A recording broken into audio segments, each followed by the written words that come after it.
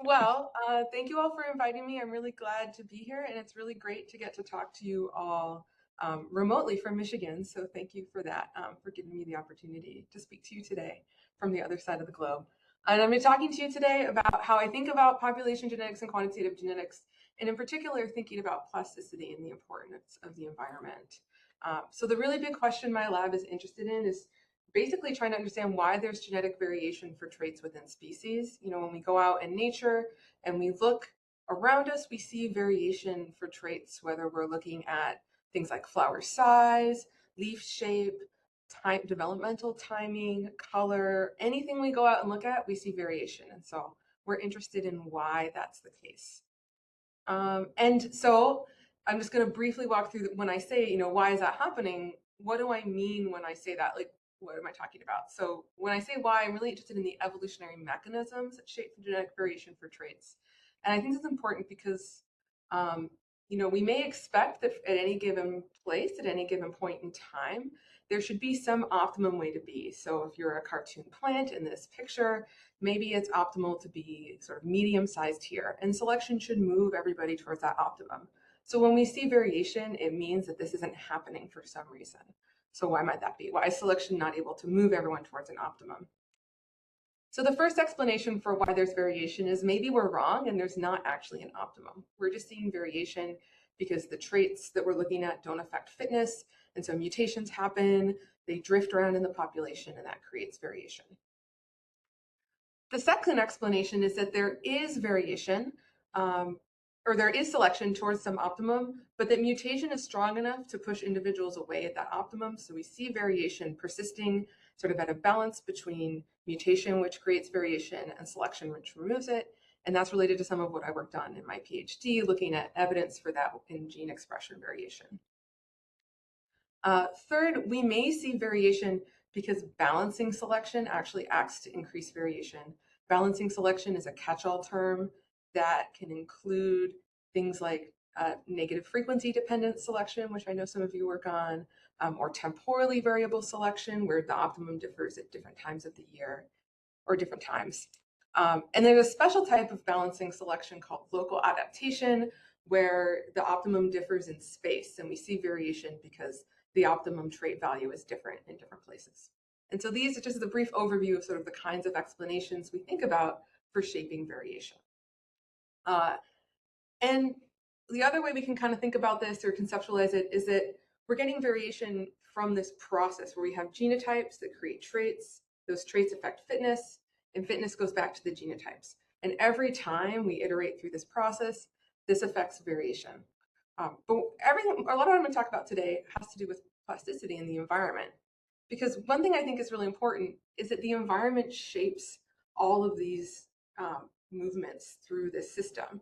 So the environment shapes how genotypes create traits due to phenotypic plasticity, and the environment shapes how traits affect fitness if our optimum is different in different environments. And so in order to understand why there's variation within species, we need to understand the role that the environment plays in these processes. And so really big picture, that's what my lab is interested in doing, is really thinking about the environmental context of the maintenance of variation for traits.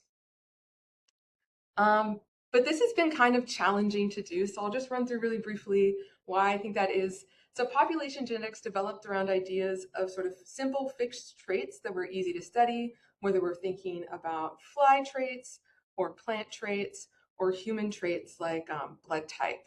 And so a lot of our population genetic ideas develop around these tractable systems. They're tractable simple traits.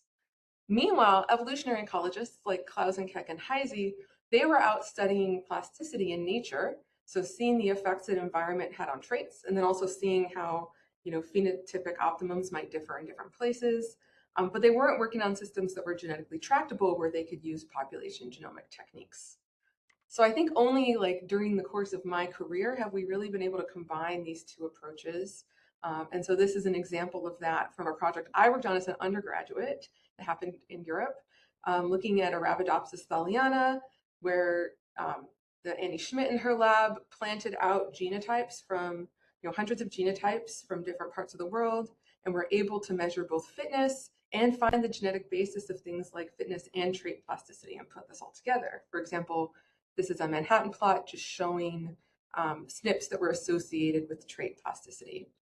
And so I think this is a really exciting time to be asking these questions because now we have these approaches that allow us to sort of make these connections. In addition, we're also increasingly aware of the importance of plasticity. So we know that climate change is not only going to make everything warmer, but also increase temperature variability, which means that it's really important that we understand how organisms respond to different environments and think about the environmental context of evolution. I also think it's been hard to work on plasticity because it's really confusing for lots of reasons. It's just a hard thing often to get our brains around. And so I'm just going to walk through some of those confusion points and how I'll deal with them during the talk. So first of all, there's ideas about plasticity related to whether it's active or passive. So an example of active plasticity would be like these acacia plants that make thorns in response to herbivory, and those thorns then protect the acacias from more herbivory. This is an active choice where they're getting some stimulus and mounting a response. But plasticity can also be passive. For example, if you're a plant and you're not watered, you're probably going to show these signatures of drought, like wilting, and that's not an active choice the plant is necessarily making. It's just a consequence of the environment. And so I think often people sometimes think about one of these things or the other thing, and it can get a bit confusing. And so I'll just say that for this talk, I'm going to ignore this distinction and just think of plasticity as any response to the environment, whether it's active or passive. In addition, I think there's some confusion on the idea about whether plasticity is always beneficial. So often we get excited about cases where some sort of plastic response helps an organism. But in fact, sometimes plasticity can be detrimental. This is a great example. So this is from the rooftop at the University of Toronto. It has snowed. You can't see underneath the snow. There are like hundreds of Arabidopsis plants down there. And this one plant, for some reason, decided to germinate and grow. It had some plastic response to the environment that was maladaptive because it's going to freeze and not have any fitness. So plasticity is definitely not always beneficial, even if we get excited about it. And finally, it can be really confusing to figure out how to measure plasticity. And so this is an example from a grad student in my lab, Sophie Vicey, who's used the reaction norm to measure days to plasticity, where she has plants that were grown in current conditions and simulated future climate conditions. On the y-axis is days to flower, and she uses the reaction norm to measure plasticity, where that slope tells you how these plants respond to the environment. In this case, these plants are responding in the same way. They're both flowering later in future conditions. But this is just one of many ways you can measure plasticity, but I'll be focusing on this one in the talk. Then people often talk about G by E, or genotype by environment interactions, and this occurs when different genotypes respond to the environment differently. And so this is an example with the same plants, but for specific leaf area or how thick the leaf is. And so we can see that the Italian plants, they started out with much thinner leaves. They had a higher specific leaf area, they got thicker in future conditions, and they had a more dramatic response than the Swedish plants, creating a genotype by environment interaction. So we throw that term around, but really what it means is that different genotypes differ in their responses to the environment. Okay. So now that I've introduced some of the ideas I'll be talking about, I'm going to be telling you 3 stories today about stuff my lab has done to investigate these questions. First, we'll talk about first question of a way we've tried to understand why all organisms aren't perfectly able to do the perfect plastic response to an environment. Okay. So I've just told you all about plasticity and how interesting it is and how great it is. But what limits the evolution of it? Why is every organism not just like a Swiss Army knife that in response to any condition it encounters can perfectly pull out the right implement or the right trait that lets it cope with that environment? So there are a couple of different big hypotheses for why this is. The first is that plastic individuals have lower fitness than non-plastic individuals expressing the same trait. This is called the cost of plasticity. For example, it may be that you can make a knife if you're a Swiss Army knife, but it's never going to be as good a knife as a knife that's only a knife, because there's something awkward about the handle, or having to maintain all these other implements creates some cost. And so one really broad explanation for why organisms aren't all perfectly plastic is that there's a cost of plasticity. The second thing that can limit the evolution of plasticity is a constraint. Let's say you need to chop a big log, and to do that, you need something like a hatchet. There's no way that your Swiss Army knife could ever fit a hatchet attachment inside of it. And so maybe we don't see perfect plasticity because there just isn't a way for the right response to evolve. And these are often set up in opposition to each other, but they're really kind of like they're not always in opposition, because you can imagine that these give you really, or like you, to detect these, you need different types of data. So to detect a constraint, you want to compare the fitness of organisms that are plastic and non-plastic.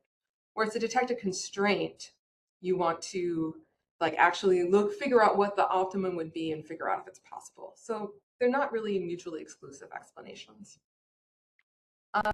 One thing that we got really excited about in my lab was a third hypothesis, which is that plastic traits can accumulate deleterious mutations over time. So imagine that you have a Swiss Army knife, but you never use the knife. If it breaks, you might not realize right away because you're not using it, or maybe the blade's gotten rusty or something. And so it could be that it's hard to maintain all these plastic responses because you're just not able to tell when something bad happens to one of them if it isn't used very often. And this is what Dave Van Dyken and Mike Wade proposed back in 2010, the idea that traits that are rarely expressed can accumulate these deleterious mutations and eventually degrade past the point of use. And so the idea is that, for every trait we look at, we might see variation at mutation selection balance, where new mutations contribute to a pool of deleterious variants that are then removed by negative selection. So you always have some pool of deleterious variants persisting in a balance between mutation and negative selection. But if negative selection only happens every once in a while because this gene is involved in a plastic response that's only expressed every once in a while, then you're not really getting these mutations efficiently removed by selection. And so over time, that pool of variation can grow and grow and grow until eventually it might degrade the trait. And so Miles Roberts, a student in my lab, was really interested in testing this using actual data. It had been proposed, but no one had tested it yet. And he realized that we had a really great opportunity to do that using Arabidopsis thaliana, which is a model plant system, because there was tons of expression data available online, and evidence he could use sequencing data to measure negative selection. And I should say that Miles did this project mostly during the pandemic lockdown for COVID. And so the other exciting thing about this project was it's something that we could do using publicly available data, because we didn't have any data in my lab yet. So Miles took all the RNA-seq data that was available on the Sequence Read Archive and other databases for Arabidopsis. That was a total of 27 terabases of data. He remapped it all to the Arabidopsis reference genome, so that he could make sure that he wasn't finding issues due to people using different mapping pipelines. And then he quantified gene expression. He used that data to measure environment specificity for each gene. So this is just an example of what that might look like. He called it treatment specificity. And so this is shown on the x-axis, density is on the y-axis. And what he found was that a lot of genes did show treatment specificity. So they were only expressed in a few treatments or a few environments. And these are mostly environments that are things that people who study Arabidopsis might be interested in manipulating. So things like salt, temperature, heat, the presence of disease, things like that. Then Miles measured selection on these Arabidopsis thaliana genes. He aligned Arabidopsis thaliana to its relative lorata and counted divergent sites and looked at DN and DS. And so then he looked to see, does treatment specificity correlate with selection? And so I'm going to show you what he found. It's just a big partial correlation table. He looked at a total of 13,000 genes. And right here we see treatment specificity. And then DN is our measure of selection. So higher values of DN tell us that there's weaker negative selection against new mutations. And that's in fact exactly what he found. So DN was positively correlated with treatment specificity. So genes that were only expressed sometimes were accumulating more deleterious mutations. And to put that in context, we could compare it to the correlation between DN and expression, which is a known, really common pattern that genes that have higher expression tend to have genes with higher expression tend to have lower DN. It's been seen in like every system. It's something I worked on in my PhD. And it's only about twice as strong as the pattern that mouse off for treatment specificity. And then another way to put this in context is just to think about the top 25% most treatment-specific genes and the bottom 25%, so the ones that are least treatment-specific. And the ones that are most treatment or environment-specific have over twice as many deleterious mutations in them. Okay, so that suggests that what we thought might be happening is happening, that genes that are only expressed sometime occasionally are accumulating more deleterious mutations, which would be consistent with the idea that this could limit the evolution of plasticity. However, to get to that big picture, I think there are a few potential future directions we can go in. We first need to sort of think about, can we link these deleterious mutations to fitness, which is like a really, really big question. And then try to understand how much this process actually prevents the evolution of plasticity. We've seen this pattern, but we don't really know if it's having any effect that we think it has. And one final thing we've thought about is like, it could be the other way around. It may be that genes are under weaker selection to begin with, and that once they're under weaker selection, they're more free to evolve plasticity because they're not constrained for some reason. And so to get at that, I think we really need to start looking at an entire family of species in order to try to date shifts in selection and shifts in gene expression. So these are all like really, really big future questions that we've been thinking about. All right. So that was the first story, thinking about why all organisms aren't plastic. And what we found was that there's evidence that genes that are only expressed sometimes accumulate more deleterious mutations, which could potentially limit the evolution of plasticity. So next, I'm going to tell you a bit about how we could then, if it is occurring, detect locally adaptive plasticity using sort of publicly available GWAS data. All right. Okay, so moving on. So to detect local adaptation, we need to know a few different things. First, we want to know that there's genetic variation in traits. So for example, we have these two populations of plants, population A and population B. If we grow them in a common garden and see differences in that shared environment, that means that there's genetic variation for that trait. So this is the first piece of something we need to know to understand local adaptation. The second thing we need to know about is relatedness. So if these populations are really, really distantly related, that means that we expect there's been lots of time for their trait values to differ just due to genetic drift. And so we might not be that surprised to see differences between these populations. If there's been a long time since divergence, we could expect a lot of differences just due to neutral evolution. However, if these populations are really closely related to each other, then we might be more surprised to see a big difference in traits if only neutral evolution is occurring. And we need some sort of selective explanation to tell us that there's been this divergence. And so this is the intuition that underlies QST-FST comparisons that test for excess trait divergence beyond a neutral expectation. So FST measures neutral divergence, so that divergence time, and QST tells us about the differences between these populations. And this technique has been used for a while to try to detect evidence of local adaptation using data from populations found in the wild. And I should say this is just one way to test for evidence of local adaptation. In contrast, so the other gold standard is doing like a reciprocal transplant where you take plants from different populations, put them out in their local environments and look for some home site advantage, which is another really common way to test for local adaptation.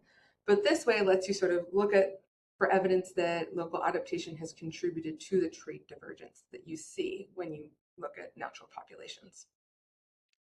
So QST and FST have been used a bunch. This is just one example that I like from Ipomoea, where they have two different populations that have two different floral shapes. And QST for corolla width is a lot larger than FST, so an estimate of neutral genetic divergence between these populations, consistent with selection acting to increase that trait divergence. So I'm going to tell you a bit about how we've tried to approach trying to detect evidence for local adaptation, specifically for plasticity using Arabidopsis thaliana. It's commonly been used as a model for G by E, and especially for flowering time, since flowering time is really important for shaping fitness, but it also is very has like a very specific environmental context. Like, we love pictures of Arabidopsis flowering in the snow, the second one I've showed you, because it really just shows that, like, when you flower, it's really going to determine your fitness in an environment specific way. And so part of succeeding as an Arabidopsis plant is being able to incorporate all of these different environmental signals and figure out the best time to flower. So flowering time in Arabidopsis has long been used as a model for studying G by E and plasticity. In particular, there are lots of data sets for Arabidopsis populations collected all over Europe and Eurasia, and information about flowering time. But there's also really complicated patterns of relatedness. So instead of two populations, like that morning glory example I showed you, in Arabidopsis, we have kind of a smear of relatedness across the globe, where you see specific populations and like this continuous set of specific populations, you see this continuous pattern of relatedness. So how do we use a QST-FST framework in this system? So as a postdoc, I worked on methods to try to do that, to extend QST-FST to work on these GWAS systems using the principal components, genetic principal components, which are the eigenvalue vectors of the kinship matrix, to summarize relatedness. And so I'll walk you through a cartoon example of how this works. Imagine this is PC1 on the x-axis, and this is a population of smaller plants and a population of larger plants. They're arrayed on this axis, and things that are closer together on the PC are more related to each other. So we can think about how where individuals are, or genotypes are on that principal component axis, relates to their traits, and build a model for that relationship under drift and under selection. So we could expect to see some correlation between the principal component and the trait, just if there's been genetic drift. So individuals that are more close together on the principal component are more closely related. They share more history of drift together. And so we expect them to be more similar to each other, even if the trait is evolving neutrally. And we can build a model of this. This is based on the animal model, where we think about this slope of the trait against our principal component. And we expect that to be normally distributed with a mean of 0, because drift could cause either direction of relationship. And then the variance is related to how much genetic variance is explained by that principal component, and the additive genetic variance for the trait in general. And one key thing about using principal components is that we can estimate VA from a subset of the PCs, since they're orthogonal to each other. So that's what we do. We use a bunch of PCs to estimate VA, and then test for selection on these larger PCs that explain broad patterns of divergence across the continent. Okay. So that was all under neutrality. If selection increases trait divergence, so imagine these populations that are bigger because of selection. Then we expect to see a relationship between the principal component and the trait that's larger than our neutral distribution that we came up with from the animal model. And so that is essentially how we can test for selection increasing trait divergence, by looking for this stronger relationship between the principal component and the trait than we expect due to drift. And what this means is that there's more divergence between our populations on that sort of continuous range of the principal component than we can explain due to drift. Okay, so we can do this in Arabidopsis, where these dotted blue lines show our bounds of what we expect due to neutral evolution. This is principal component 2, since principal component 1 is not very interesting in this data set. But principal component 2, it tells us it's pretty closely related to latitude. So we see these northern Swedish and southern Swedish populations up here, and blue here is Central Europe. We see that there's a strong relationship between principal component 2 and flowering time, and this is at 16 degrees C, measured in the growth chamber. And this relationship is stronger than we expect to see just due to genetic drift. So we could only get this strong a divergence across principal component 2 if there's been selection to increase that divergence. We see the same thing when we look at flowering time measured at 10 degrees C, so much cooler temperatures. We also see divergence along the principal component, that's greater than we can expect due to drift. And so that led me initially to say, well, can we use this data to estimate selection for plastic responses to temperature? Maybe there's been selection on the response to being at 10 degrees C or 16 degrees C. So I started out by using the reaction norm to measure plasticity. So we could take the days to flower and look at the differences between 16 degrees C and 10 degrees C. And this looks kind of like a schmear, but what it's telling us, there's a lot of genetic variation. Some plants flower earlier at 10 degrees C, some plants flower later at 10 degrees C. And so those genotypes, there's something to look for selection on. And this is a histogram of all those slopes. So again, you can see some of them increase flowering, some of them decrease flowering. And so we wanted to know, is there selection on this, or evidence of there having been selection on this trait? And so we can then look at, instead of using flowering time as our trait, we can use the slope of that reaction norm as our trait. And so points up here flowered later at 16 degrees C than 10 degrees C. Points down here flowered earlier at 16 degrees than 10 degrees C. And we do see a marginal signature of selection where it looks like there's more divergence along principal component 2 than we could explain due to drift, although this goes away if we do testing for multiple, a correction for multiple testing, and we could debate whether we need to do that or not in this setup. Okay, great. So we can end now. We found some evidence of selection on plasticity, right? But I got kind of worried about this because all these traits are correlated with each other. So we measured the reaction norm by looking at the difference between flowering time at 16 and flowering time at 10 degrees C, which are themselves correlated with each other. But that means that the reaction norm is also correlated with flowering time in both of these environments. And so I wasn't sure, how could we tell the difference between there being selection on plasticity or there just being selection on flowering time at 16 degrees C and then some sort of correlated evolution in all of these other traits. And so that led me on this journey to figure that out using this conditional test.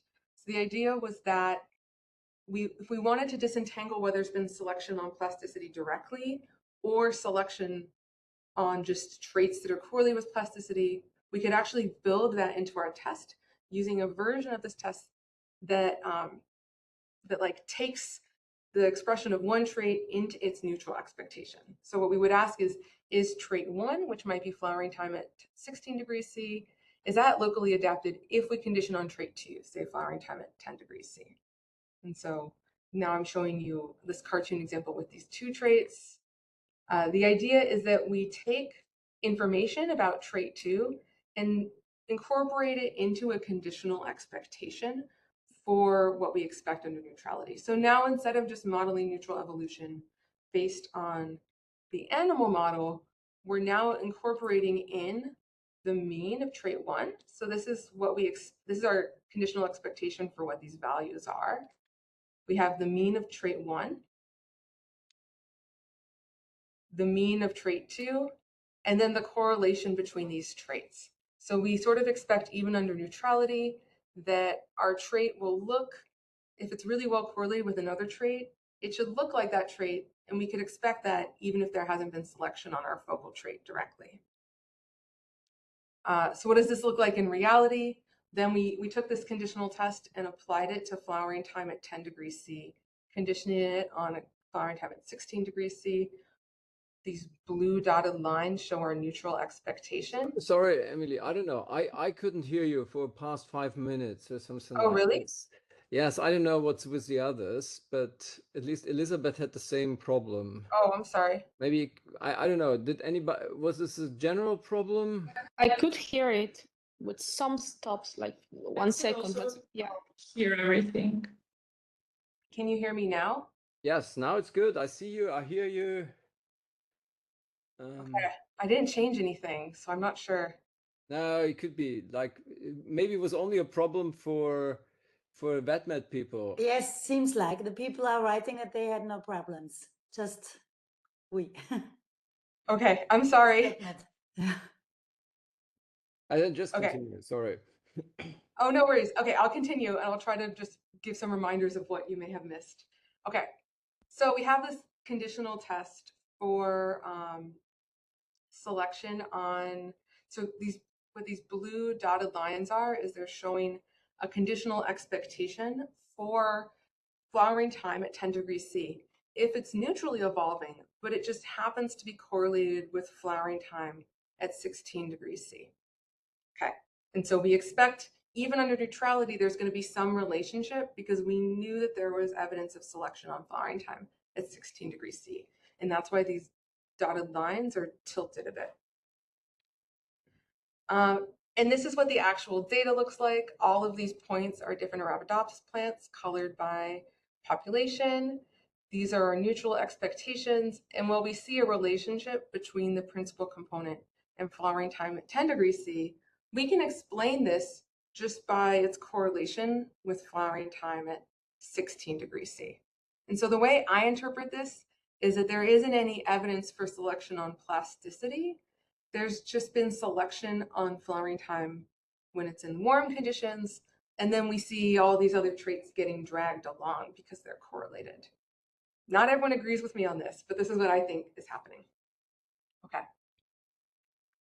So that's kind of a bummer. We don't have any evidence of selection on plasticity. Well, we thought, what if we look at more natural conditions? So I told you about that experiment that Annie Schmidt's lab did, where they grew up plants from lots of different genotypes in lots of different field experiments. So this is Norwich, England, and this is Valencia, Spain, and they did 5 total common gardens, and they measured traits like flowering time in these different environments. So I thought, growing things at a constant temperature of 10 degrees or 16 degrees is not very realistic. So let's try applying our method to data from more natural field conditions. And so I'm just going to tell you about data from Norwich, England today for 2 different plantings. So plants that were planted in the fall and then overwintered before flowering, and plants that were planted in the spring. And so again, this is a principal component. We found the highest signal on principal component 3 in this data set. It's a different set of genotypes. And on the y-axis is days to flower. And what we see is this strong relationship where all of these northern Swedish plants flower much later than everybody else. And that pulls this correlation up beyond what we could explain due to drift. So this is evidence for selection on flowering time. We also see a similar pattern when we look at plants that were planted in the spring, so they don't overwinter as rosettes. We also see evidence of selection on flowering time. And this is not surprising. We know that flowering time is really important for these plants. We also know that it's correlated across environments. So plants that flower later in the spring tend to flower later in the fall, but it's not perfect. And so we wanted to know, is there evidence of selection on flowering time plasticity to when you were planted? So we do see evidence of G by E. So some plants flower, they have like a very strong response to being planted at different times. And some plants flower almost at the same time, no matter when they're planted. So this is what we wanted to test for selection on. And then we ran our conditional test.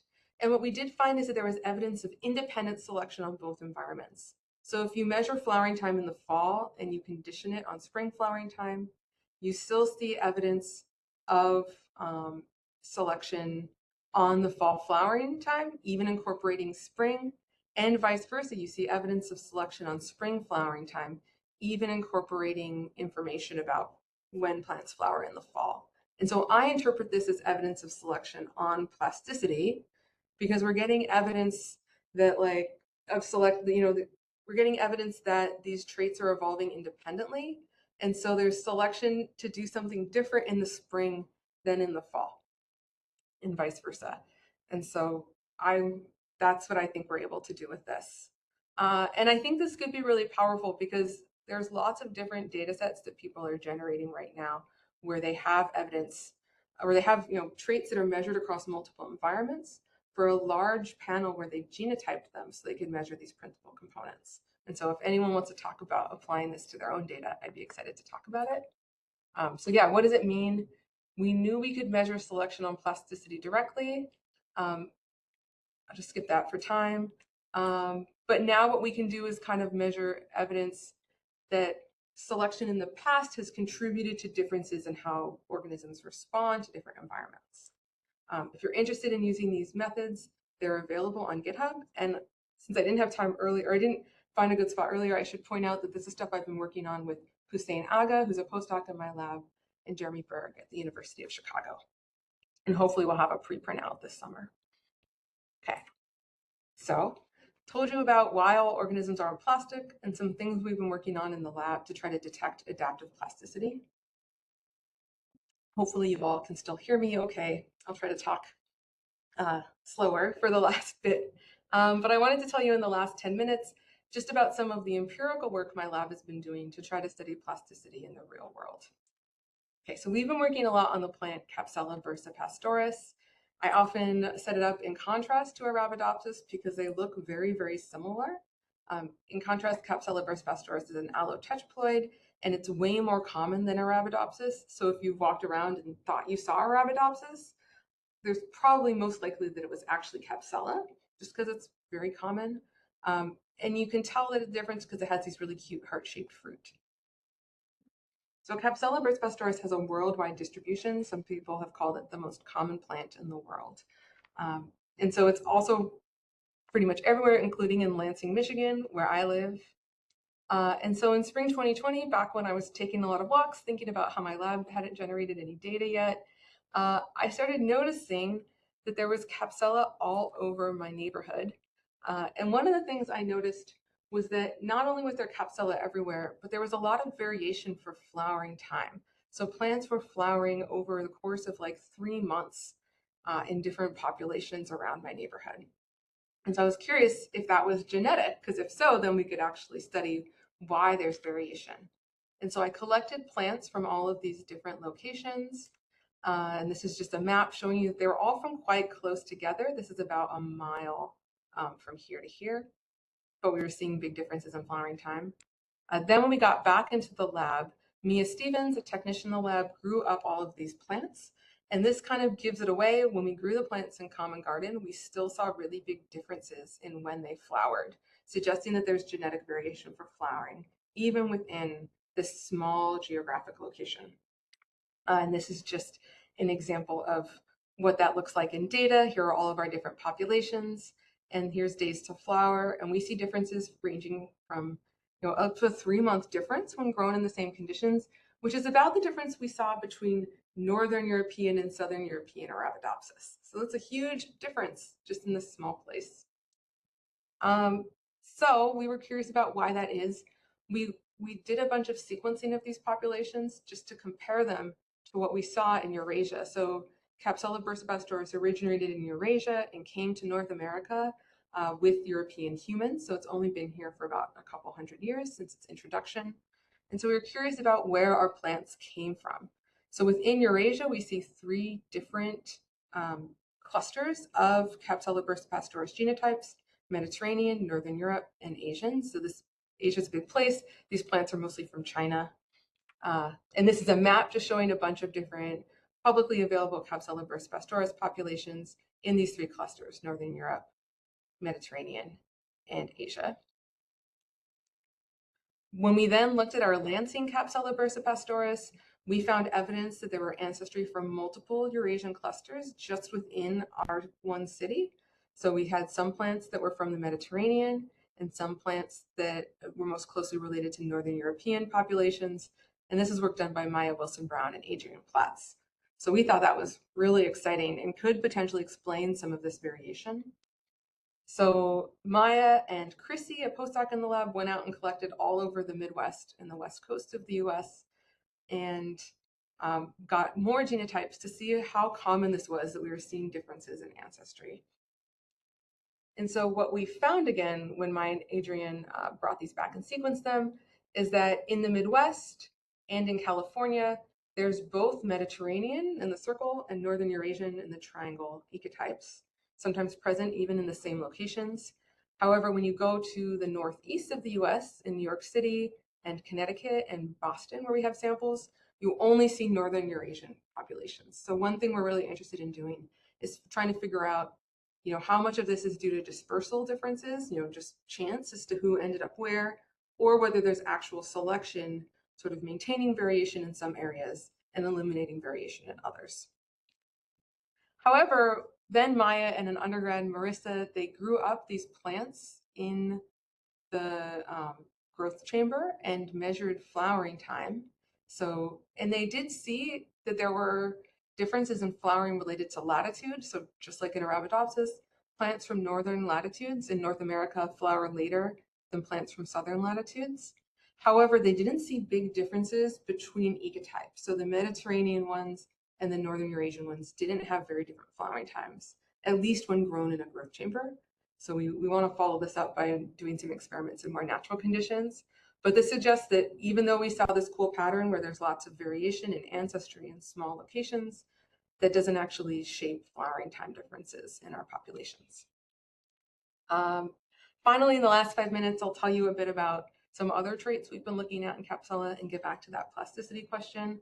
So Capsella bursipastoris has long been a model for studying leaf shape. Back over 100 years ago, George Harrison Scholl, who's also famous for inventing the term heterosis, he wrote a whole book about Capsella bursipastoris leaf shapes and includes all these beautiful pictures of these different leaf shapes. And so Asia Hightower, a grad student in my lab, she was really excited in continuing this work now that we have all these big data tools to sort of investigate leaf shape variation. And she worked with Dan Chitwood at MSU to build a pipeline to measure leaf shape. Capsella bursipastoris leaves are so variable, it's actually quite challenging to quantify their shape. And so they have a couple papers just talking about how you do that. I don't know that much about it, to be honest. But so they started out by looking at herbarium specimens and quantifying shape in hundreds of Capsella bursipastoris herbarium specimens. And what Asia found was that leaf shape correlates with climate. So plants that develop in warmer temperatures have less lobed leaves, and plants that develop in cooler temperatures have more lobes. And the amount of lobes matters for how air moves back and forth from the leaf to the plant. So more lobes means that there's more movement of air and heat between the plant or between the leaf and the surrounding air. Then Asia took plants from New York City back into the lab and measured their shapes. So you can see there's still lots of shape variation when she grows them up in common conditions. And she grew them in 3 different temperatures. And what she found was that cold temperatures generally made leaves less lobed, but some genotypes differed in how strong that effect was. So each of these lines is a different genotype. And on the x-axis is temperature, the y-axis is lobing. And so when you grow things at 16, they're less lobed. And when you grow them at 20, they have more lobes. And at 30, all bets are off. But we'll get to that in a second. And this is really surprising to us because what we see is quite different patterns. When we look at plants from herbaria that were collected in nature, we see that warm temperatures decrease lobing. And when we look at plants grown in the greenhouse or in growth chambers, we see that warm temperatures increase lobing. And so we think this is some sort of counter gradient plasticity, but it really shows that you have to look at things in nature and in the lab to get a full picture. Finally, what's happening at 30, what Asia found was that heat matters a lot for reproduction. So at 30, her plants were making lots of leaves, but they weren't able to make any seeds. And you see that really dramatically in the shape. So plants make these really cute heart-shaped fruits. And then at 30, they no longer have the heart and they don't have any seeds in them. And this is a bit concerning because 30 degrees is not unheard of for the times of year that we see Capsella out in nature. And so this suggests that heat is a really important limiter for temperature. And I'll just skip this for time. So what have we learned about variation in Capsella bursipastoris? There's lots of genetic variation in small urban areas, but the trait variation we see does not necessarily reflect ancestry variation. We see lots of plasticity to temperature, but these patterns are quite complex and differ when you look at wild-grown and lab environments. And finally, heat seems to be really important for these plants, and that's something we'll follow up on. All right, so thank you all for listening to me tell you about plasticity in plants and how my lab is tackling these questions in different ways. And hopefully I've convinced you all that when we think about big questions about genetic variation and the maintenance of that variation, that the environment is really, really important, which I know from the work you guys do here that many of you are really thinking about environment and temperature. So thank you again, and thanks to everyone in my lab who's contributed to this work.